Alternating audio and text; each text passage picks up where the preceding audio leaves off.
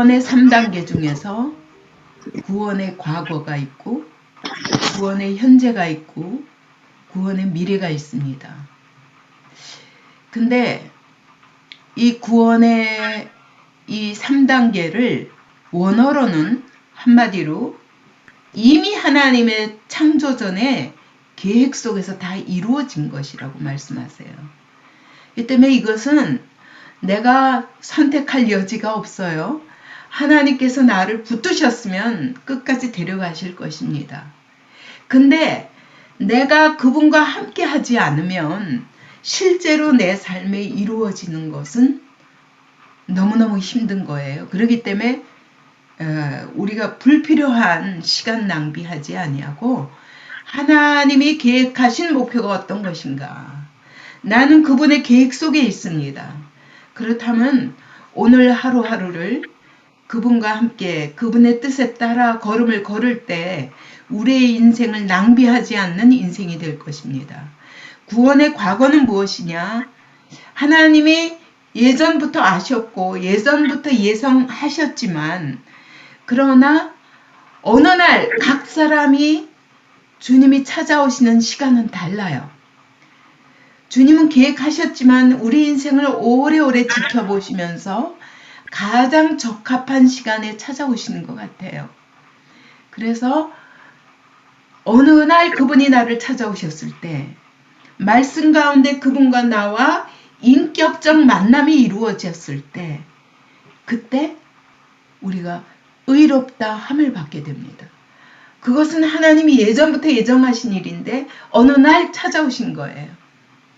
그래서 내가 진짜 인격적으로 그분을 만나는 경험을 하게 되는 것이 칭의의 시간입니다. 그때부터 우리는 그냥 의롭지 않은데 의롭다 함을 받았어요.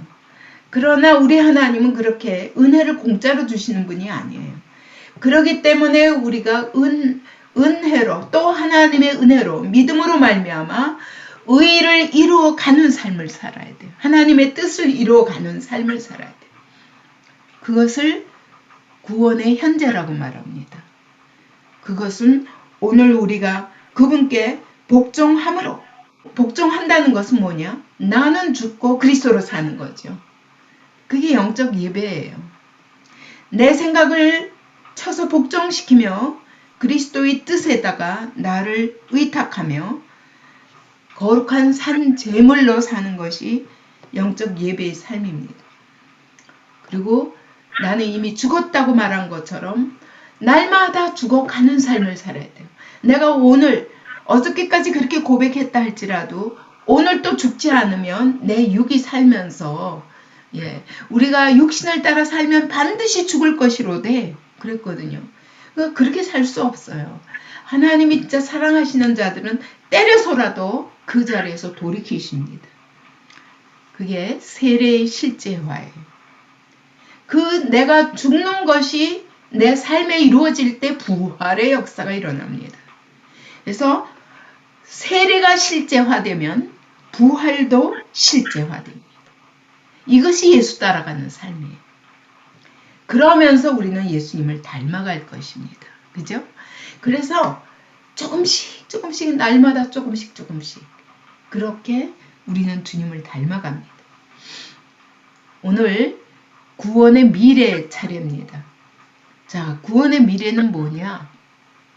여러분 우리가 아무리 조금씩 의인이 되어가고 의로운 삶을 이뤄가고 조금씩 그리스도를 닮아 간다 할지라도 여러분 우리는 우리 자신을 완전하게 바꿀 수는 없습니다. 왜요? 이 육체 자체가 죽음을 거쳐야 되고 우리의 영도 하나님이 완전히 바꾸시는 시간이 온다는 거예요. 그게 우리의 소망이에요. 그 시간이 언제냐? 주님이 다시 오실 때. 제가 이제 참 지금까지 40년 이상 복음을 전하면서 참 안타까운 문제는 뭐냐면 여러분 교회 안에서 목회하면서도 마찬가지예요. 목회하니까 더 절절하죠. 제가 전도할 때만 해도 하나님이 우리를 영화롭게 하시는 날이 옵니다 라고 얘기하면 끝이에요. 그러나 목회를 하다 보면 여러분 그렇게 내가 전했다 할지라도 그렇게 믿는 사람은 드물다는 거를 여러분이 날마다 성화를 이뤄가는 삶, 하루하루 오늘 현재적 구원을 이루기 위해서 애써가는 삶이 없이는 여러분 내가 날마다 이걸 이뤄가다 보면 안 되는 나와 씨름하면서 그 다음에 이 영의 눈이 하나님의 뜻을 따라 내가 하나님의 뜻을 따라 살다 보면 여러분 이 세상에 대해서도 눈이 열립니다. 아, 이 세상에 대한 안타까움을 갖게 돼요. 왜 이러지? 왜 이러지? 나도 변할 수 없고 이 세상도 나는 바꿀 수가 없어요. 그죠? 예, 여러분 우리 가장 가까이 있는 우리의 남편이나 우리의 자녀까지라도 여러분 바꾸기가 어려워요. 내가 바꿀 수 없어요. 나도 못 바꾸는데 어떻게 바꾸겠어요? 하물며 이 세상이 점점 죽어가는 걸 발견하게 돼요. 그러면서 우리는 주님을 기다리지 않을 수 없거든요. 근데 제가 지난주에 어떤 집사님과 얘기하다가 마음이 탁 낙담이 됐어요. 그게 뭐냐면 재림을 안 믿는구나. 주님을 전혀 기다리지 않는구나. 하나님의 말씀을 100% 인정할 수 없구나. 근데 이런 분이 실제로 그럼 하나님께 무관한 분이냐? 아니라 너무너무 하나님을 잘 믿어보려고 애를 쓰는 분이에요. 근데 이것은 정말 안 되는 거예요. 왜냐? 오늘 하루하루 하나님이 원하시는 뜻대로 살기 위해서 자기를 복종시키는 훈련이 안 되면 여러분 이게 정말 믿어지지 않겠더라고요. 그래서 어떡하나. 요즘은 제가 집사를 안 세우잖아요. 왜냐면 정말 이게 다 무의미한 일이구나 라는 생각이 들 만큼 이렇게 믿음의 길이 어려운가 이런 생각이 들면서 제가 이제 집사 시험 칠 적에도 이렇게 다 뭐 이런 것 자체가 되게 부담스럽더라고. 왜 그러냐면 집사 시험을 치르려고 그러면 천국을 믿습니까? 부활을 믿습니까? 뭐 나는 죽었으니까 그 대답은 할 수 있어요. 믿습니다 라고 말할 수도 있는데 실제로는 안 믿는다는 걸 알게 되면서 제가 이거 직분 세우는 것도 정말 무의미하다. 열심히 말씀이나 가르치고 왜냐면 안 되고도 된 척하면 더 문제니까. 그죠? 내가 믿지 않으면서도 이것은 내가 믿지 못하고 이 내 믿음에 문제가 있다는 걸 인정하기가 어렵도록 집사 직분 자체로 만족하면 이것도 안 되겠구나. 그래서 제가 다른 교회와 달리 이거 포기한 거예요. 그럴 만큼 어렵더라고요. 여러분 주님 다시 오실 날을 어떤 성도가 기다리느냐. 지금 내가 구원받았다는 게 뭔지를 알고 그 구원의 목적이 뭔지를 알고 주님이 준비하시는 것은 이 눈에 보이는 세상보다 훨씬 더 영광스러운 것이라는 걸 믿는 사람이 아니면 그거 믿기 어렵고 더군다나 주님을 기다리기 어렵죠. 근데 이것은 성경적인 삶이 아니죠. 그래서 우리 구원의 미래에 대해서 여러분이 심각하게 한번 자기 자신의 상태가 어떤 자리에 있는지 내 믿음이 어떤 자리에 있는지 여러분 점검하시기 바랍니다. 구원의 미래는 그날에는 내가 완전히 주님과 똑같이 되는 거예요. 주님과 같은. 그래서 예수님을 가리켜 맏아들이라고 그랬잖아요. 우리를 그의 형제라고 했잖아요. 우리가 감히 예수님을 우리의 형님이라고 우리의 맨 윗 형제라고 말할 수 있을 만큼 그렇게 변화되는 그 날이 온다는 거죠. 그 날에는 몸도 변화되리라. 그러신 거예요. 자, 구원의 첫 열매인 성령으로 인치신 거. 우리가 예수를 믿을 때 성령으로 인치셨다고 그랬잖아요. 그럴 때는 내가 반드시 너를 어디까지? 영화로운 자리까지. 그래서 저 천국까지 반드시 데려가리라 라고 보증하시는 거예요. 보증. 다시 말하면 여러분 우리 마지막 날 공중 혼인잔치 할 거예요. 예수님과. 여러분 정말 그날에 예수님이 나의 신랑 되시도록 나를 그의 신부 삼으셨다 라는 뜻이거든요. 근데 아직은 결혼하지는 않았어. 그런 상태가 뭐예요? 약혼과 같아요. 약혼한 사람은 결혼으로 치죠. 그래서 그 성경에서도 마리아가 요셉과 정혼한 상태에서 성령으로 예수님을 잉태하게 되셨잖아요. 예, 기다리는 시간이 있습니다. 오늘 우리는 약혼자, 예수님의 약혼자들이라고 보면 돼요. 그날에 우리는 결혼식 날 최고로 아름다운 모습으로 꾸미면서 신랑을 맞이합니다. 근데 여러분, 약혼하고 결혼을 기다리지 않는 사람은 어떤 사람일까요? 그건 아직 결혼했다고 볼 수가 없어요. 그죠? 예, 그분을 사랑한다고 볼 수가 없죠. 그분을 안다고 볼 수가 없죠. 그죠? 진짜 신부인가 의심할 수밖에 없어요. 만약 그날을 기다리지 않는다면. 근데 진짜 그날을 기다리고 만약 약혼 기간 동안에 우리가 할 일이 뭐냐? 그나라 가서 신랑과 함께 행복하게 살 그날을 꿈꾸겠죠. 그래서 이 땅에서는 참 마사지도 맨날 받고, 그죠? 맨날 마사지 받고, 그냥 또 아름다운 옷을 입기 위해서 예쁘게 준비하고, 집도 마련하고, 그래서 거기도 장식하고, 그래서 신방을 꾸미는 일에 여러분 최선을 다하겠잖아요. 근데 그 신방은 우리 주님이 꾸며주신다고 그랬어요. 우리가 할 일은 신부 단장만 하고 가면 돼. 그죠? 근데 신부 단장을 안 하고 있으면 결혼식 날이 올지 안 올지. 그죠? 오늘 우리가 구원의 미래 영화를 기다린다는 것은 여러분 정말 내가 그의 신부라는 것을 인식하고 그날의 혼인잔치를 기다리는 신부요. 그래서 그러면 어떻게 그 날을 맞이할 것인가? 이것이 우리의 최대의 과제가 될 것입니다. 그래서 보증은 해주시지만 계약금은 걸어놨지만 아직 집에 들어가지 않았어요.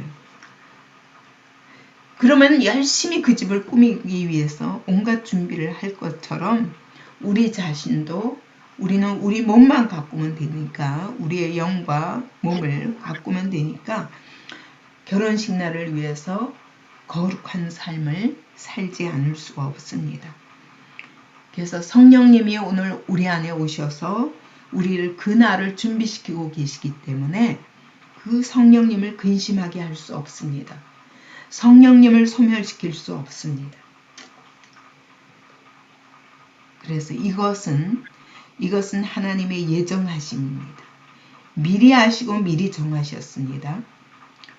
그리스도 안에서 예정하신 자들은 의롭다 하시고 그 아들의 형상을 본받게 하기 위해서 계속 날마다 모든 사건 가운데서 우리를 만들어 가시며 반드시 주 예수의 날까지 완성하실 것입니다.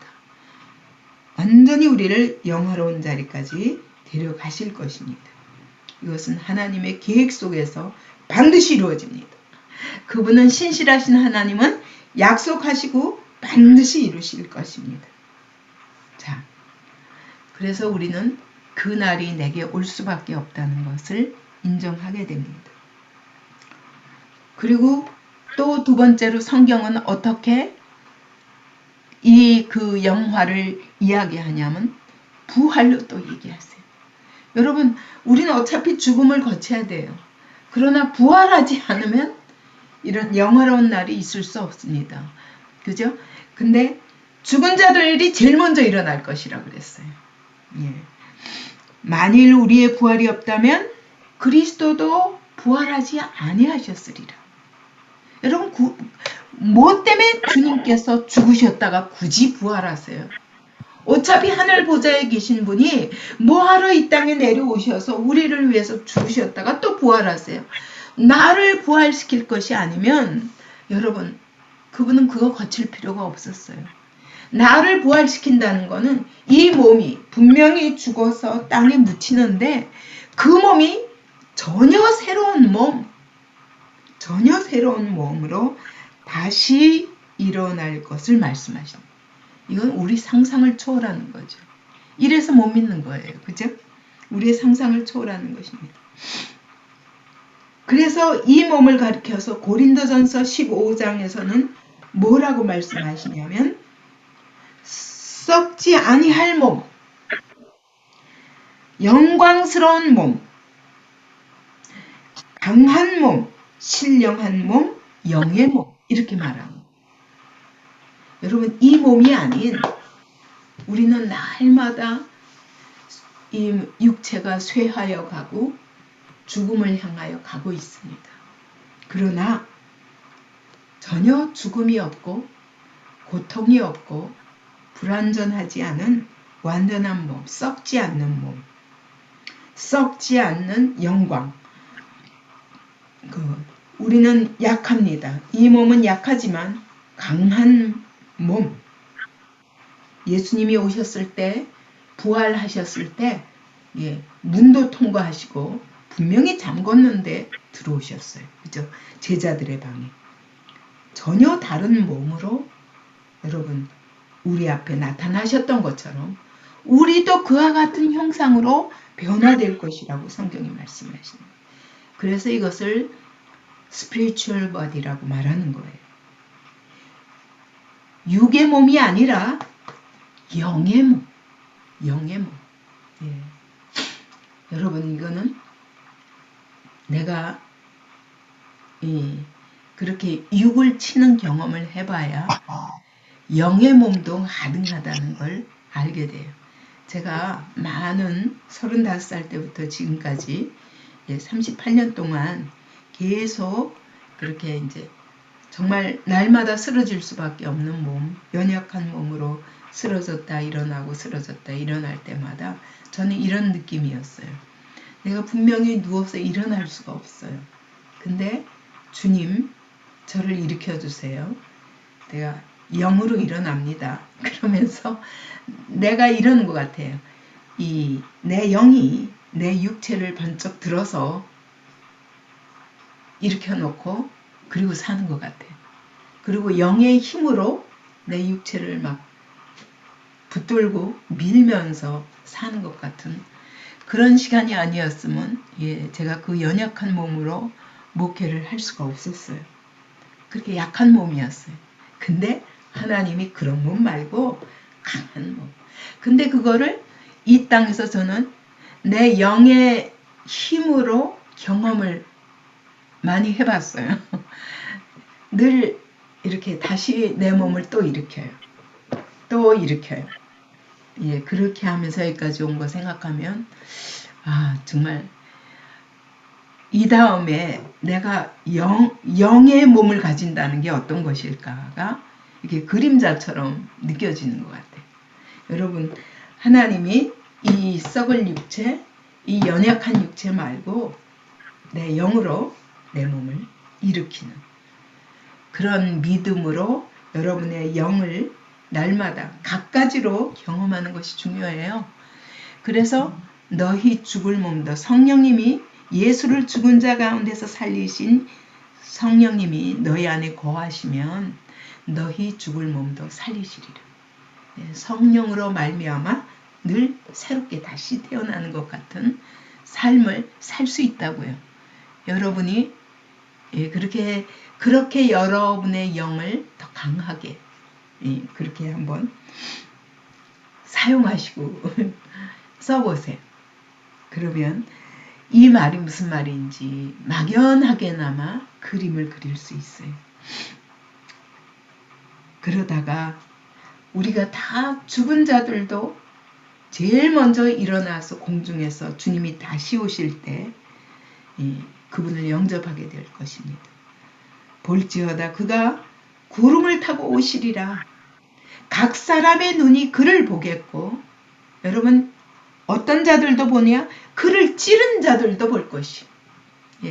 예수를 조롱하고 핍박하고 예수를 십자가에 못 박은 자들도 볼 것이요. 땅에 있는 모든 족속이 그로 말미암아 애곡하리니. 막 그랬던 사람들은 그를 찌르고 핍박하고 미워하고 조롱했던 자들이 애곡하게 될 것입니다. 너무너무 놀라서 반드시 그런 날이 올 것입니다. 이걸 믿는 사람들이 여러분 오늘 세상에서 아무리 핍박을 받아도 사람의 말에 휘둘리지 않고 세상 권력에 휘둘리지 않을 수 있는 거예요. 이것이 아니면 어떻게 순교하겠어요? 그죠? 이것이 아니면은 그 많은 역사 속에 수많은 순교자들이 어떻게 순교할 수 있었겠어요? 그날에 그리스도께서 하나님의 나팔 소리와 함께 하늘로부터 강림하실 것입니다. 지금 몇 년 전부터 여러분 하늘에서 나팔 소리가 들린다고 계속 유튜브에 떠요. 몇 년 전부터 저 봤어요. 근데 나라마다 소리가 조금 다르지만 계속 나팔 소리가 들린다고 뜨는데 이건 정말 뭐 이게 음악을 틀어놓지 않고는 음악이나 음악이 아니거든요. 음악도 아니에요. 근데 아무튼 뭔가 틀어놓고 했다 그러면 될 만큼 들려요. 어쨌든 그 녹음에 들렸어요. 아프리카에서도 나고 어디서도 나고 이거는 어느 나라에서 들린 소리.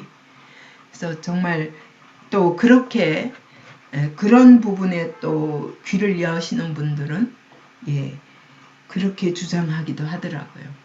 그만큼 주님 오실 때가 너무 가까운 걸 사람들이 느끼기 때문에 여러분 그러는 것 같아요. 어쨌든 하늘로부터 강림하실 때 제일 먼저 그리스도 안에서 믿고 죽은 자들 그들이 먼저 부활하고 이 땅에 살아남은 신자들은 구름 속에 끌어올려서 공중에서 주를 영접하게 될 것이다. 여러분 이 날을 기다린다면 우리는 절대로 이 땅에 썩어질 것에 우리의 몸과 마음을 다 맡기고 살 수 없을 거예요. 그날의 공중 혼인잔치에 가는 사람들은 어떤 사람들이냐? 이 사람들은 그 계시록 14장에 나오죠. 이 사람들은 여자와 더불어 더럽히지 아니하고 순결한 자라. 이것은 음란한 세력과 섞이지 아니한 순결한 자요. 어린 양이 어디로 가든지 인도하든지 따라가는 자며 사람 가운데서 속량함을 받아 처음 익은 열매로 하나님과 어린 양에게 속한 자들이라. 하나님과 어린 양에게 속한 자들이에요. 어린 양이 어디로 가시든지 오늘도 그분을 따라가는 자입니다. 그 입에 거짓말이 없고 흠이 없는 자들이라.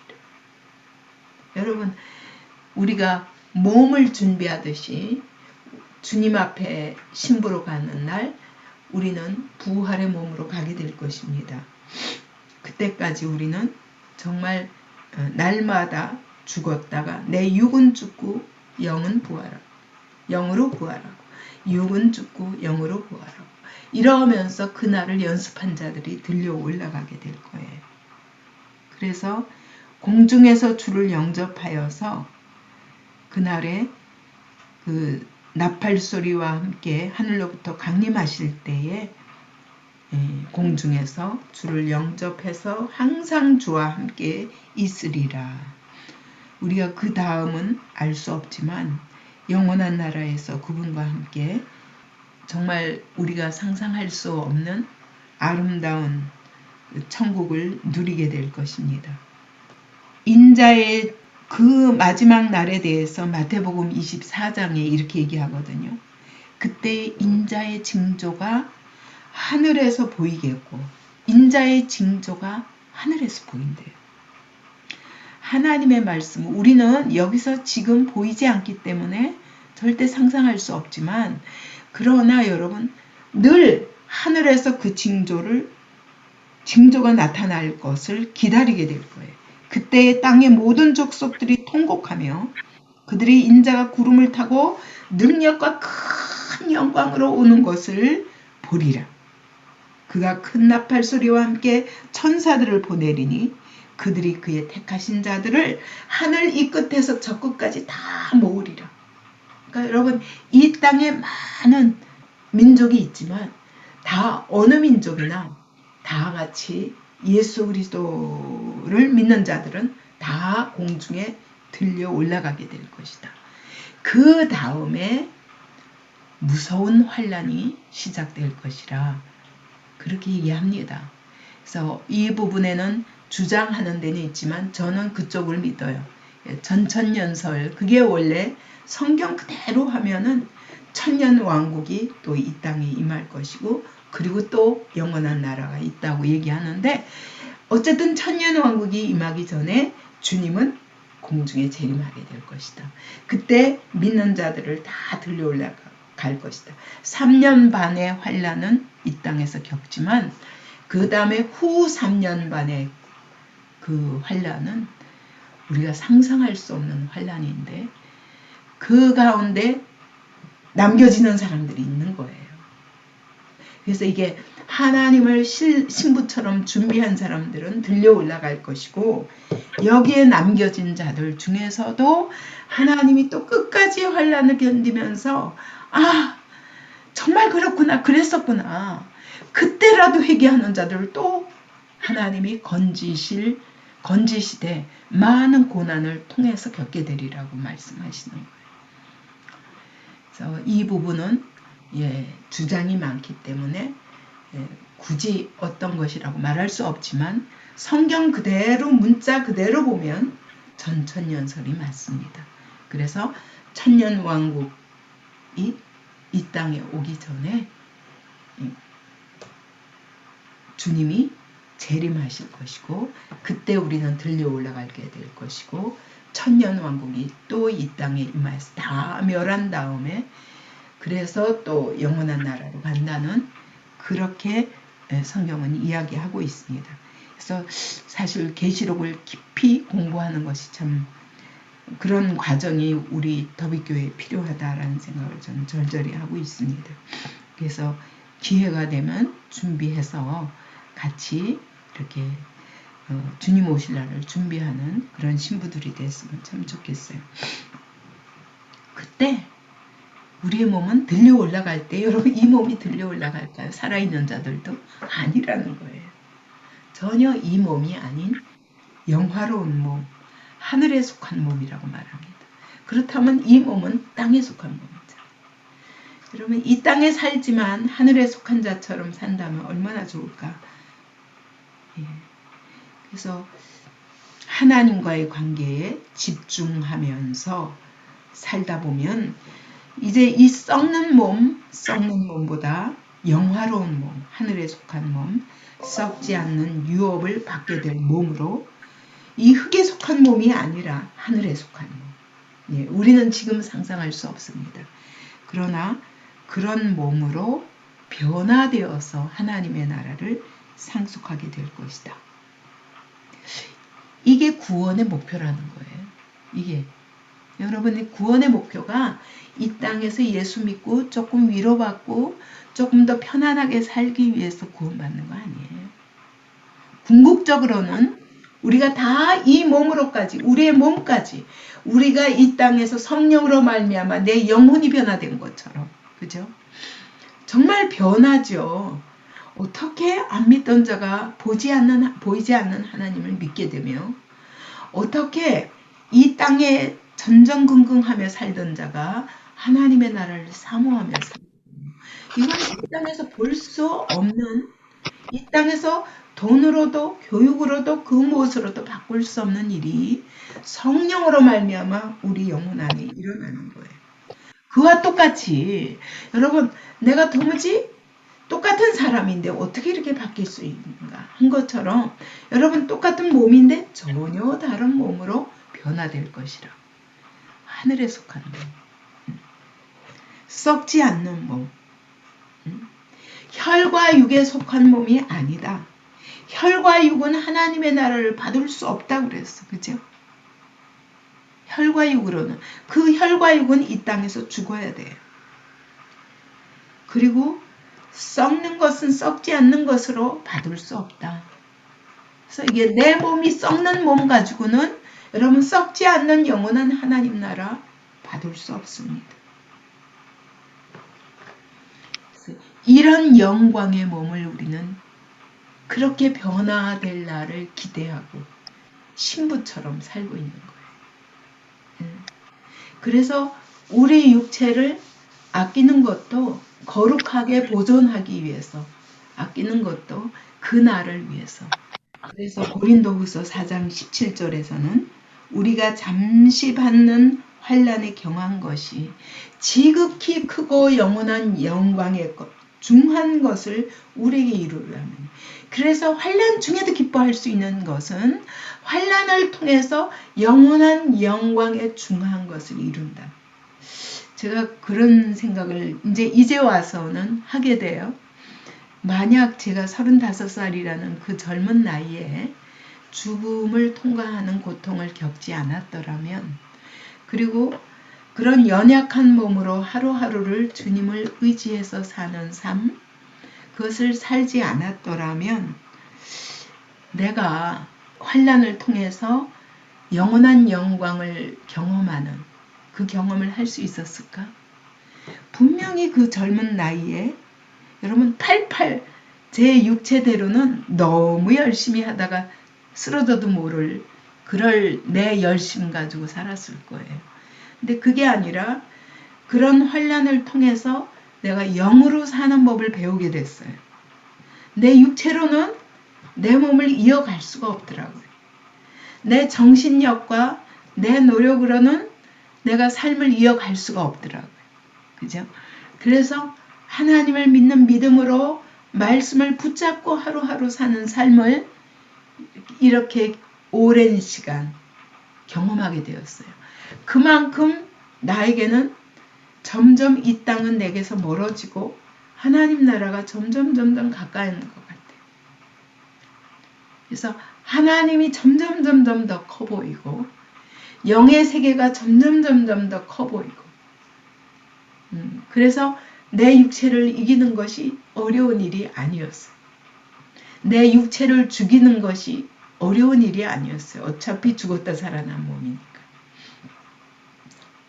그래서 바울의 그 고린도후서 4장 17절 말씀이 너무 실감이 났어요.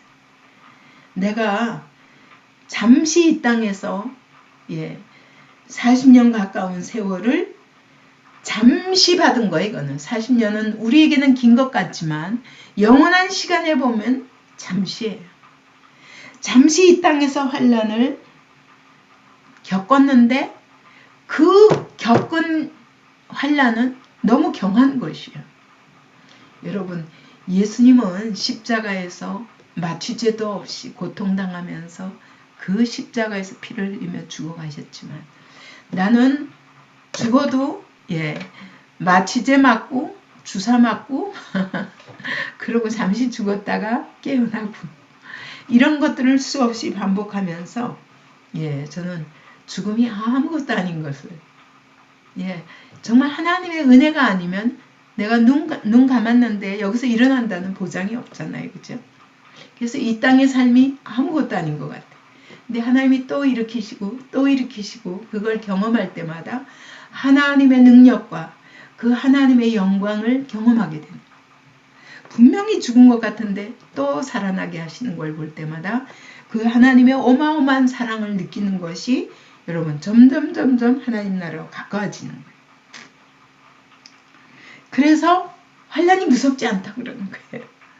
바울이 환난에 경한 것이 지극히 크고 영원한 영광의 중한 것을 이루게 하며 여러분 이 땅에서 잠시 환난 당한 것으로 말미암아 영원한 영광을 누리게 되는 거예요. 그래서 이 목회하면서도 보면 여러분 이게 환난을 겪지 않는 사람은 철이 없어. 그리고 육체를 너무 신뢰하더라고요. 자기 육체와 자기의 정신력과 자기의 노력과 이런 것들엔 너무 큰 비중을 두더라고요. 근데 저는 그것이 얼마나 쓰잘데없는 것인가. 하나님이 오늘이라도 나를 걷어가시면 그냥 오라 하시면 갈 수밖에 없는 연약한 존재라는 걸 인정하고, 그래서 점점 낮아져. 내 힘은 빠지고 주님을 의지하는 삶의 형태로 바뀌어가는 거예요. 그래서 베드로전서에서도 예수님이 그러셨죠. 그리스도께서 이미 육체의 고난을 받으셨으니 너희도 같은 갑옷으로, 바울을 통해서 이렇게 말씀하시는 거예요. 너희도 같은 마음으로 갑옷을 삼으라. 그리스도도 하나님의 완전하신, 죄 없는 무흠하신 하나님의 아들이시라도 이 땅에서 육체의 고난을 받으셨어요. 왜? 우리의 육체를 새롭게 살리기 위해서. 그분이 죽으시고 부활하심으로 우리에게 새 몸을 주시기 위해서 그분도 고난을 겪으셨어요. 그렇다면 너희가 이 땅에서 네가 정말 이 고난을 통하지 않고 부활을 경험하겠냐 그거예요. 응? 그래서 육체의 고난을 받은 자가 죄를 그치게 되더라. 이게 어마어마한 유익이에요. 죄가 그쳐지니까 영광을 사모하게 돼. 그죠? 죄가 그쳐지니까 하나님 하늘에 속한 영광을 사모하게 되는데, 이 죄가 그쳐지지 않으면 땅에 속한 영광밖에 안 보여요. 그죠? 그래서 하나님이 우리의 몸도 어떻게 영광스럽게 바뀔 것을 약속하시는 거예요. 그건 썩을 몸이 아니야. 썩지 않는 몸이야. 그건 혈과 육으로 된 몸이 아니야. 혈과 육으로는 하나님 나라 받을 수가 없기 때문에 전혀 다른 영광스러운 몸으로 바꾸실 거야. 그렇게 약속하시면서 영광의 몸을 약속하십니다.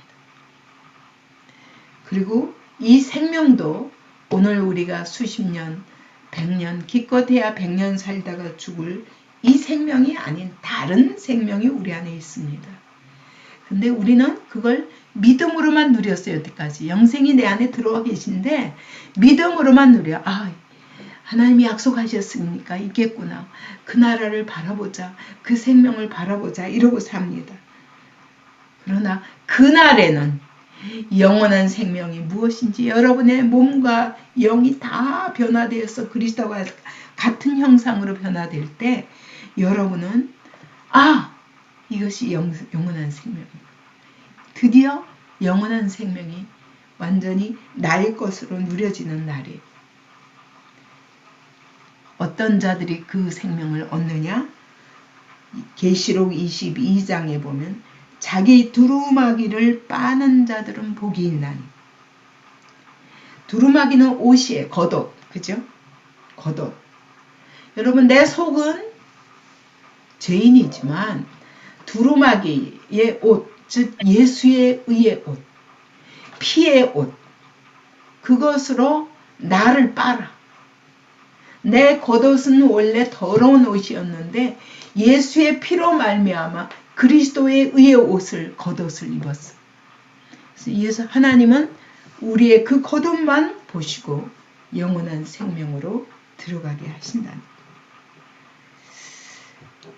에덴 동산에서 쫓겨났던 아담과 하와, 이제 우리는 다시 그 생명나무를 통해서 생명나무의 길을 막아놨었는데 이제 다시 그 생명나무, 이게 뭐예요? 결국은 회복이에요. 완전한 회복. 하나님이 원래 계획하신 그것을 완전히 회복하신 하나님의 뜻, 우리를 향한 하나님의 창조 목적의 회복이에요. 그죠? 우리를 향해서 하나님은 이 땅에서 너 조금 편안하고 조금 더 부유하게 잘 살라, 그런 것을 약속하신 것이 아니라 하나님은 우리에게 영원한 생명, 영원한 영광, 영원한 것을 약속하시고 영원한, 다시 죽음이 없는, 고통도 없는 그 나라에 들어갈 권세를 받게 하신다고. 그래서 원래 그런 생명을 주시고 싶어서 선악과를 주셨는데 우리가 선악과를 먹음으로 인하여 거기서 쫓겨났습니다. 그래서 이게 선악과 안 먹는 훈련이 어쩌면 우리의 인생 자체가 그 영원한 나라에 들어가기 위해서 선악과 안 먹고 다시 생명나무에 들어가기 위한 작업이라고 보면 돼요. 그죠? 하나님의 구원 역사 자체가 그렇습니다. 더 많은 인간들이 거기서 쫓겨나서 수많은 인간들이 이 땅에 태어났지만 그러나 그 중에서 계속 누구든지 하나님의 이 영원한 약속을 믿음으로 붙잡는 자들은 다시 생명나무에 들어갈 수 있도록 원래 하나님이 창조하시려던 그 모습 그대로 다시 구원을 완성해 가시는 거예요. 그래서 처음에 에덴 동산에서는 죄가 없었어요. 죄가 없었는데 거기서 죄를 짓는 바람에 왜냐하면 계명이 들어오자 죄를 지어버렸어요. 참 이상하죠. 계명이 들어오면 안 돼. 그것만 잘 지키면 되는데 계명 하나가 들어왔는데 그걸 범해버리는 게 우리의 연약함. 우린 그럴 수밖에 없어요. 다시 말하면 우리의 힘으로는 하나님 뜻대로 살 수가 없어요. 그래서 말씀도 주시고 성령님도 주시고 우리로 하여금 그분을 의지하여 다시 하나님의 말씀을 믿고 선악과를 먹지 아니하고 그분께 모든 주권을 돌리고 다시 생명나무에 들어가서 하나님이 원래 계획하신 영원한 생명을 얻고 하나님과 함께 영원히 사는 존재로 만드시기 위해 하나님은 이 긴 수천 년의 구원 역사를 운영하고 계신 거예요. 그렇다면 여러분 우리의 인생도 어떻습니까? 다시 영원한 생명나무에 들어가서 그 성에 들어가서 그분과 함께 영원히 복된 삶, 하나님과 사랑을 나누며 사는 삶, 이게 영원한 나라를 상속하는 거예요. 그 나라에 들어가서 하나님이 원래 계획하셨던 대로 하나님의 형상을 회복하고 하나님의 영광을 누리며 삼위 하나님과 함께하면 여러분 얼마나 아름다운 공동체가 되겠어요. 제가 지난주에 이제 집사님들에게 공동체를 설명하면서 왜 우리가 공동체를 추구하는가. 근데 참 이 공동체에 대한 엄청난 거부감이 있더라고요. 왜 그러냐? 나 한 사람의 개인의 비밀스런 은밀하게 누리는 행복, 이것을 안 뺏기고 싶어 해. 그런데 진짜 행복은요, 여러분 함께 할 때 오는 거야. 근데 그걸 뭘로 알 수 있냐? 하나님도 공동체예요. 하나님도 영원한 하나님, 완전하신 하나님, 성부 하나님도 완전하십니다. 성부 하나님도 완전하신 것처럼 성자 하나님도 완전하시고 뭐 흠이 없으신 분이에요. 성령의 하나님도 완전하십니다. 근데 굳이 왜 하나님이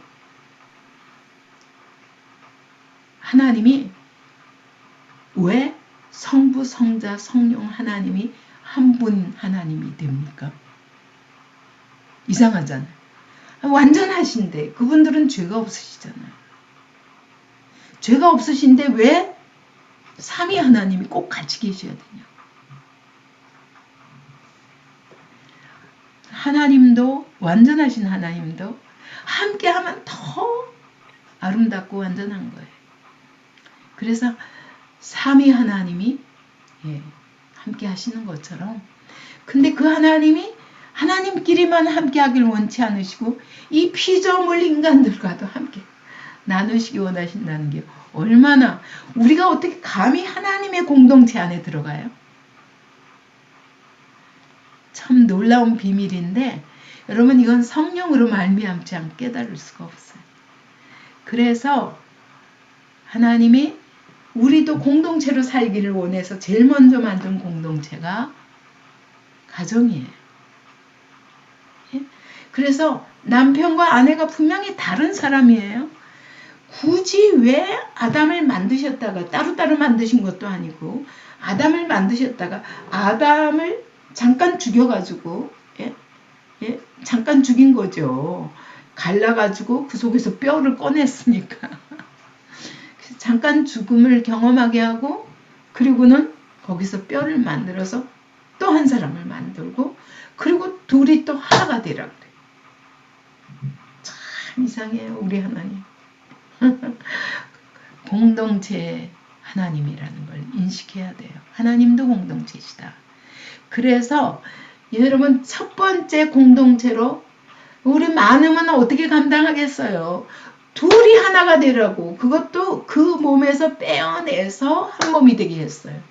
근데 하나가 됐습니까? 아니에요. 근데도 안 되는 게 우리 인간이라니까. 근데 그 부부도 하나 되게 하시는 분 하나님이에요. 하나님만이 그게 가능한 거예요. 그래서 여러분 진짜 행복한 가정도 하나님이 아니면 영혼 육이 함께 할 수가 없어요. 그래서 여러분 우리는 이 땅에서 하나님 없이 공동체 없이 나 혼자 은밀하게 누리는 복 그거는 복이 아니에요. 하나님은 이와 같이 완전하신 삼위 하나님이 또 예수 안에서 성령 안에서 하나가 된 자들을 불러 모아서 공동체로 만드시기 위해서 여러분 성령을 이 땅에 보내시자마자 성령 받은 사람들을 다 하나가 되게 하셨어요. 그게 교회예요.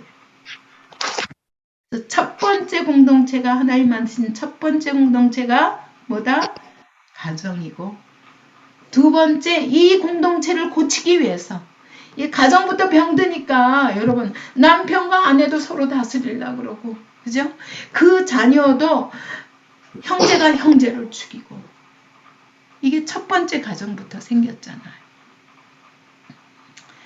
이런 사람들이 온 세상을 다 지옥처럼 만들고 있을 때 하나님이 예수 그리스도를 이 땅에 보내셔서 그분이 우리를 대신해서 죽으심으로 완전히 우리의 모든 죄를 다 없는 것으로 죽인 것으로 치시고 사흘 만에 부활하셨을 때 그때 우리도 같이 부활하도록 그래서 완전히 새 사람을 만드신 거예요.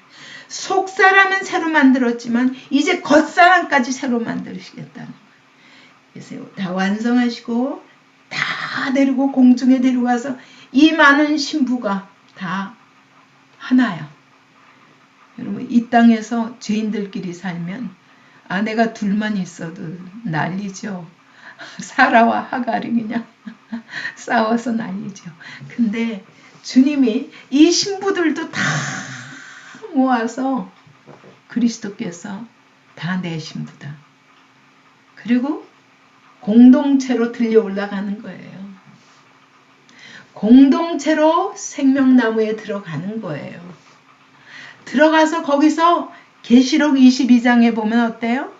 신랑과 하나님, 예수, 성령님 다 해같이 빛나시는 그분들 속에서 우리 모두가 영원한 공동체를 받게 되는 거예요. 그게 영원한 나라 상속이에요. 여러분 거기까지 꿈꾸면 이 땅의 작은 일에 그렇게 쉽게 흔들리지 않습니다. 하나님이 우리에게 약속하신 것이 얼마나 영광스러운 것인지. 이 땅은 지나가는 거예요. 이 땅에서 혹시 환난을 당하더라도 그것은 나를 거룩한 신부로 만들어가기 위한 예수께서 어디로 가시든지 그를 따라가는 자. 예수님이 십자가로 가시면 나도 십자가의 길로 가야 돼. 같이 통과하는 거예요. 예수님은 오늘도 우리와 함께 하시며 이 모든 과정을 그분이 같이 겪으시겠다고. 우리의 연약함을 그분은 채울하지 않은 분이 아니에요. 그분은 우리보다 더 기막힌 삶, 인자는 머리 둘 곳조차 없는 그런 삶을 이 땅에서 사셨어요. 굳이 그럴 필요가 없으신데 그 의인이 그분이 죄인 취급을 받으시되 살인마보다 더한 깡패 조직 폭력배와 같은 바라바 보다 더 못한 존재로 억울한 누명을 쓰고 이 땅에서 죽으셨다. 왜 그러셨나? 우리를 살리기 위해서. 예, 우리가 이 예수를 안다면 어디든 따라가게 돼요. 그분께 어떤 사랑을 받았는데 그분은 죽으신 분이 아니에요. 오늘도 살아계셔서 내 안에 세상 끝날까지 함께 하시겠다고 약속하신 분이에요. 오늘도 내가 믿기만 하면 그분이 내 삶을 통해서 일하시겠다고 약속하신 분이에요. 그래서 여러분 이 영원한 나라를 바라보며 이 땅에서부터 그분과 동행하지 않고 어떻게 영원한 나라가 믿어지겠어요? 거짓말이죠. 그래서 우리가 얼마나 하나님 앞에서 하나님의 이 놀라운 영광스러운 약속을 이렇게 제안하고 내가 믿어지는 것만큼 내 눈으로 확인할 수 있는 것만큼 내 손으로 만질 수 있는 것만큼만 믿는다면 우리의 신앙생활이 과연 뭐겠어요? 그죠? 그건 생명이 있는 게 아니에요. 하나님은 반드시 이루십니다. 그 성 안에서 너희가 그 성 안에 들어가면 거기는 예수님이 말씀하셨죠. 가시면서 내가 너희를 위하여 처소를 예비하러 가노니. 그죠? 그 처소가 이 처소예요. 이걸 예비하러 가신 거예요. 거룩한 성을 예비하러 가셨어요. 근데 지금도 그분은 신부가 남편을 위하여 단장한 것 같더라. 하나님이 하나님과 우리와 예수님과 우리와 같이 신방에서 같이 살 그 아름다운 신방을 꾸미고 계시다는 거예요. 지금도. 신부가 마치 남편을 위하여 단장한 것 같이 아름답게 준비하시고 모든 눈물을 그 눈에서 닦아주시며 다시는 사망이 없고 애통하는 것이나 곡하는 것이나 아픈 것이 다시 있지 아니하리니 처음 것들이 다 지나갔음이로라. 예, 다시 우리에게 이 땅에서 겪었던 그 많은 고통들은 거기선 찾아볼 수도 없다. 그래서 22절에 보면 성 안에서 내가 성전을 보지 못하였으니 이는 주 하나님 곧 전능하신 이와 어린 양이 그 성전이심이라. 그 성은 해나 달의 비침이 쓸데없으니 이는 하나님의 영광이 비치고 어린 양이 그 등불이 되심이라. 그래서 누구든지 이 땅에서 사는 삶은 결국 이 땅에서 믿음으로 승리한 사람들만이 이 성에 들어가서 그 하나님이 우리를 위해서 준비하신 그 모든 영광스러운 기업들을 상속받으리라. 그때 나는 그의 하나님이 되고 그는 내 아들이 되리라. 여러분 상상이 안 가죠? 그러나 여러분 이것은 하나님이 또 믿고 순종하는 것만큼 보여주시는 것 같아요. 눈으로는 볼 수 없지만 이것이 믿어지는 것이 오늘 이 땅에서 하나님의 말씀대로 한 걸음 한 걸음 밟으며 그렇게 순종하는 삶을 통해서 이 땅에서도 누린다는 게 보지는 못하지만 그러나 믿음으로 말미암아 그 하나님의 약속이 믿어질 뿐만 아니라 그것을 실제로 이 땅에서도 경험하는 것처럼 실제처럼 그렇게 믿음으로 누릴 수 있습니다. 고린도전서 6장 10절에는 도적이나 탐욕을 부리는 자나 술 취하는 자나 모욕하는 자나 속여 빼앗는 자들은 하나님 나라를 유업으로 받지 못하느니라. 여러분 이 날을 준비하는 사람이 도적질 하겠어요? 탐욕을 부리겠어요? 술 취하고 모욕하고 속여 빼앗으면서 이 땅에서 어떻게 하면 더 잘 살려고 남의 것 빼앗아서라도 남의 것을 약탈해서라도 요즘 한국이 그냥 너무너무 더러운 뉴스들로 넘치죠. 어떻게 그렇게 살겠어요? 하나님 나라를 바라보는 자들이. 근데 내가 더 안타까운 건 그들이 교회 다닌다는 거예요. 이 땅이 어쩌면 표를 얻기 위해서 교회 다니는 것이 유익하기 때문에 하는 거지. 그 사람들이 믿어서 그럴까요? 아니죠. 믿는 사람들이 아니죠. 이게 너무 슬픈 일이에요. 그래서 어쩌면 교회가 이렇게까지 타락하게 된 것 같아요. 그런 사람들이 교회 안에서 판을 치니까. 아무나 받아들이니까. 이 땅에서 이런 자들은 절대 그 나라를 유업으로 받을 수 없다. 고린도전서 15장 50절에는 혈과 육은 하나님의 나라를 받을 수 없다. 썩는 것 가지고 썩지 않는 것을 받을 수 없다.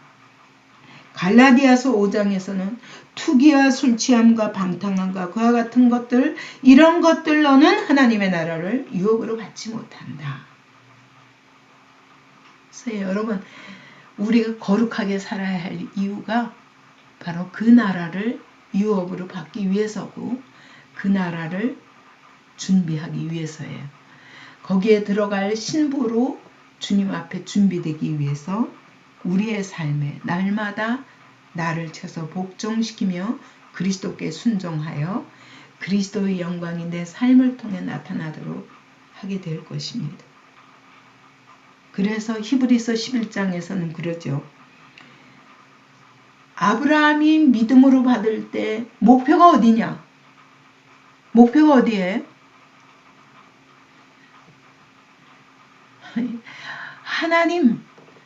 하나님이 말씀하셨기 때문에 간 거지 자기가 어디로 갔는지도 몰랐어요. 그죠? 그랬는데 계속 믿음 생활을 계속 하면서 처음에 믿음으로 처음 반응해 가는데 얼마나 많은 시간이 걸렸어요. 예. 하갈을 취할 수밖에 없었던 것도 한 10년 기다리다가 못 견뎌가지고 그래서 하갈을 취했잖아요. 그러고도 또 기다렸어요. 25년 기다리니까 하나님이 이삭을 주셨어요. 근데 이삭을 주시고도 또 번제물로 드리라고 그러니까 갈등할 수밖에 없었겠지만 그러나 그동안 연단받은 믿음 가지고 그 아들이 15살 됐을 때 그러니까 총 합하면 25년 플러스 15년이면 40년이잖아요. 40년 믿음의 연단을 받고 나니까 죽은 자도 살리시는 하나님이다. 이걸 경험하게 된 거예요. 그거 부활을 봤어요? 본 적 없어요. 그죠? 오늘 여러분이 부활을 봐야 믿습니까? 아니에요. 한 걸음 한 걸음 믿음으로 순종하다 보면 부활이 실감이 나는 거예요. 보지 못하나 본 것처럼 믿어지는 거예요. 아브라함이 그랬다고요. 그래서 처음에 믿을 적에는 갈 바를 모르고 갔어요. 하나님 그냥 내가 지시하는 땅으로 가라 그랬거든요. 거기다 지시할 땅으로 그랬지만 지시하리 그게 원어로 보면 지시하는 땅이에요.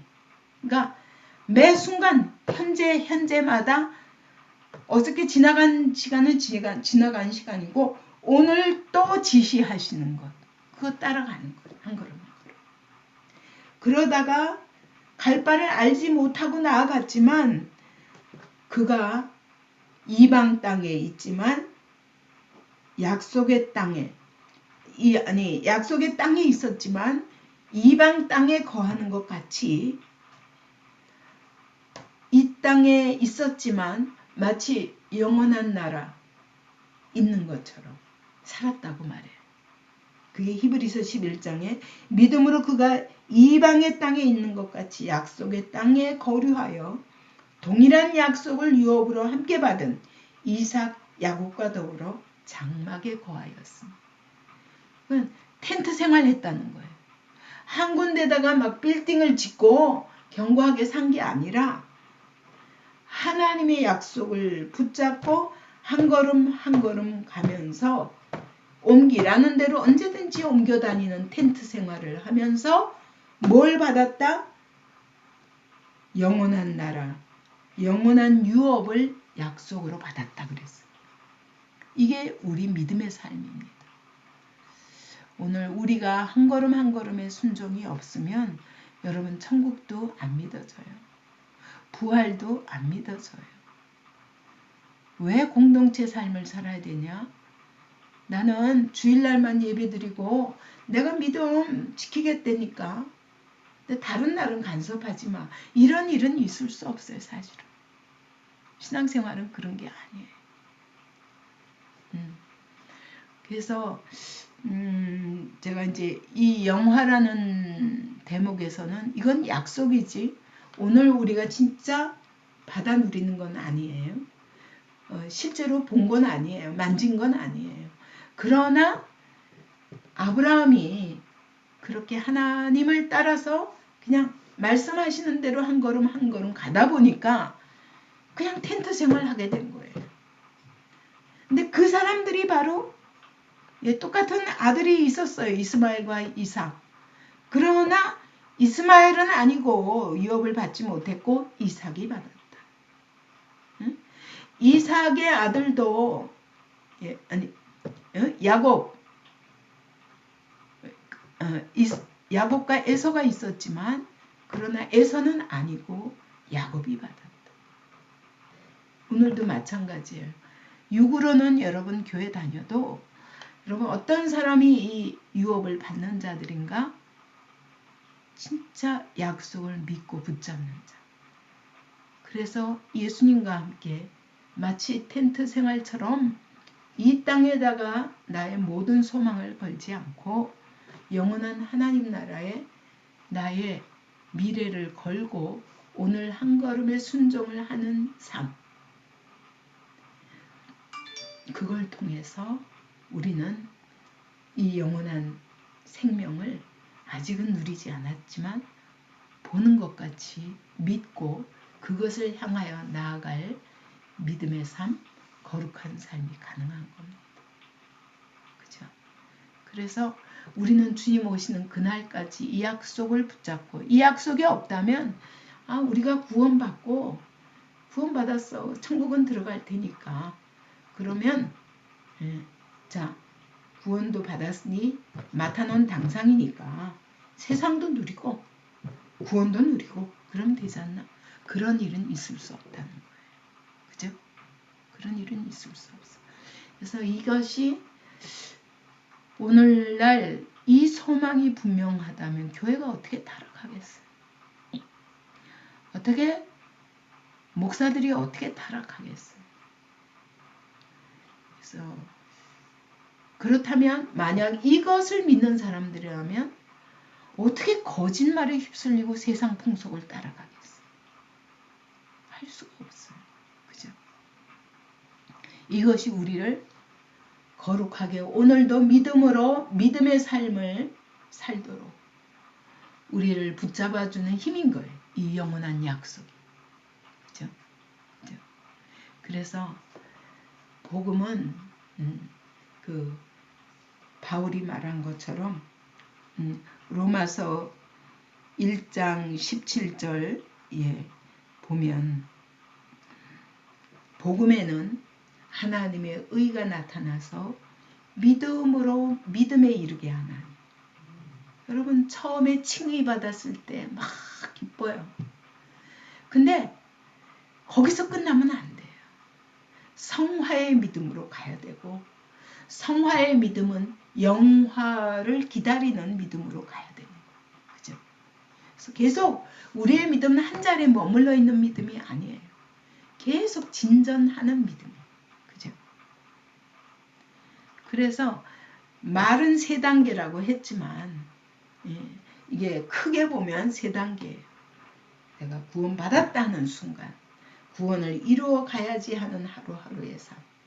그러나 구원이 완성될 것을 바라보는 이 세 가지 꼭지점이 있지만 이것을 위해서 우리는 오늘 날마다 거룩을 이루어가는 삶을 살고 주님 오실 날을 기다리는 그런 기름을 준비하는 다섯 처녀처럼 살 수밖에 없는